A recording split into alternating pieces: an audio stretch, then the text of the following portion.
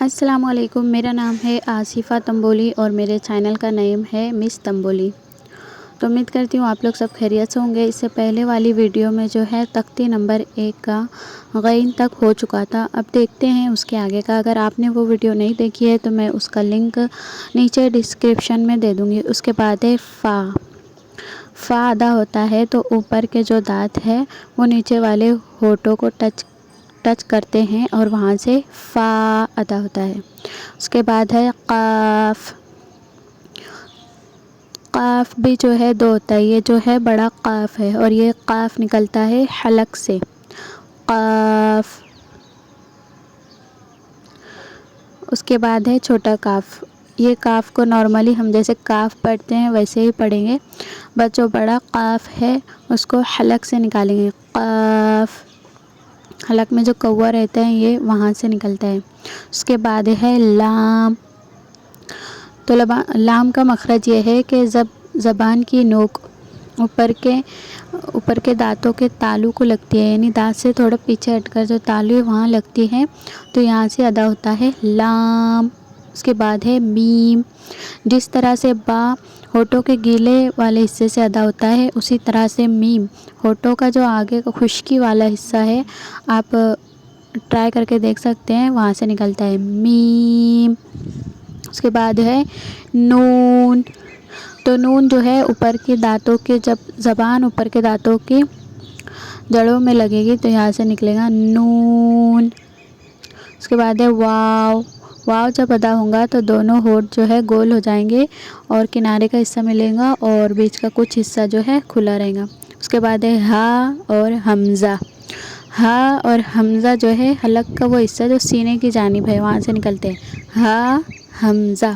جب آپ ہا حمزہ بولیں گے تو سینے میں ایک جھنجھناہٹ سی آپ کو محسوس ہوں گی۔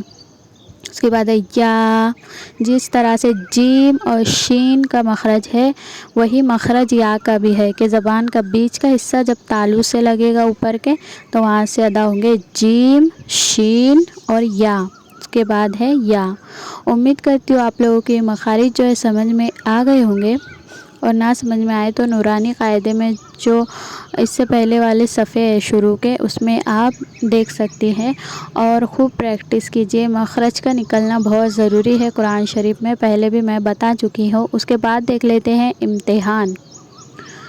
تو پڑھ لیتے ہیں، تا، طا، ثا، سین، شین، صاد، حا، ہا، خا، قاف، ذال، ذا، ضاد، ضوا، الف، عین، نون، با، فا، غین، یا، تا، میم، لام، دال۔ اس کے بعد ہے مرکبات میں ملے ہوئے حروف کی شکلیں۔ مرکبات مطلب ملے ہوئے حروف۔ الف۔ تو یہاں پر آپ دیکھ سکتے ہیں الف کے نیچے جو ہے 2 شکلیں بنی ہوئی ہے، یہ دونوں الف کی شکل ہے۔ جو سیکنڈ والی شکل ہے اس کو بہت سے لوگ لام پڑھتے ہیں جبکہ یہ الف ہے۔ تو اس پورے جو چیپٹر کو آپ کو یہ یاد کرنا ہے اس میں کہ الف کی 2 شکلیں ہیں اور کون کون سی ہے یہ یاد کرنا ہے۔ آپ ہو سکے تو بنا دیکھے لکھ لیں۔ بہت سے لوگ غلطی کرتے ہیں الف میں، جو دوسری والی شکل ہے اس کو لام پڑھتے ہیں۔ تو چلیے پڑھ لیتے ہیں۔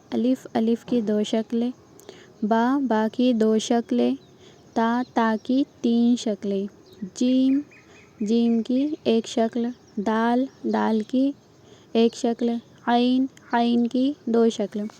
عین میں بھی بہت سے لوگ کنفیوز ہو جاتے ہیں کیونکہ اوپر والا عین اور جو شکلوں میں جو عین بنا ہے ان کی دونوں کی شکل ڈیفرنٹ ہے۔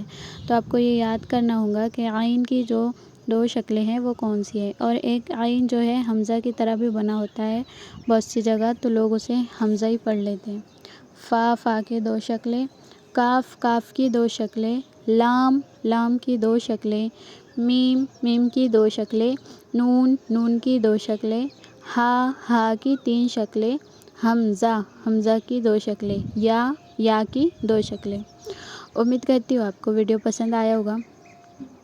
پلیز لائک کیجیے اینڈ سبسکرائب کیجیے اور شیئر کرنا نہ بھولے. کیا پتہ آپ کے شیئر سے کسی کو اگر سیکھنا ہو تو وہ سیکھ جائے اور آپ کو بھی اس کا ثواب ملے.